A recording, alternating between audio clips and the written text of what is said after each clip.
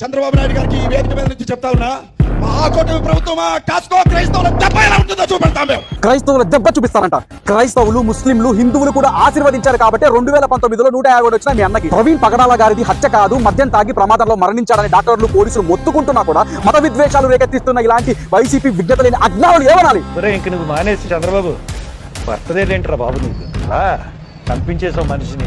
4 దశాబ్దాల రాజకీయం, 4 దఫాలుగా సీఎం గా చేసిన 75 ఏళ్ల విజనరీ మహావృక్షాన్ని పట్టుకొని ఒరే చంద్రబాబు, ఒరే హర్షకుమార్, తాగి తోలద్దురా, తాగుబోతు వెడవా అని మేము కూడా అనొచ్చు. కానీ మాకు మర్యాద ఇవ్వని వాళ్ళు కూడా మర్యాద ఇవ్వడం మా సభ్యత.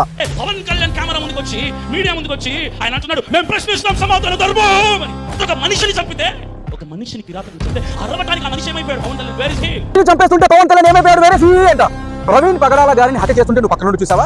లేదా ప్రత్యక్ష సాక్ష్యం ఏమైనా ఉందా? కానీ సనాతన ధర్మం ఎక్కిరిస్తావు. మీరు పోలీసులు నమ్మరు, డాక్టర్లను నమ్మరు, పోస్ట్ మార్టం రిపోర్టులు నమ్మరు, సీసీటీవీలు నమ్మరు. ఒక ప్రమాదంలో సంభవించిన మరణాన్ని హత్యను చేసి హిందువుల మీదకి తోసి పవన్ కళ్యాణ్, చంద్రబాబు మీదకి రుద్దుతున్నారు.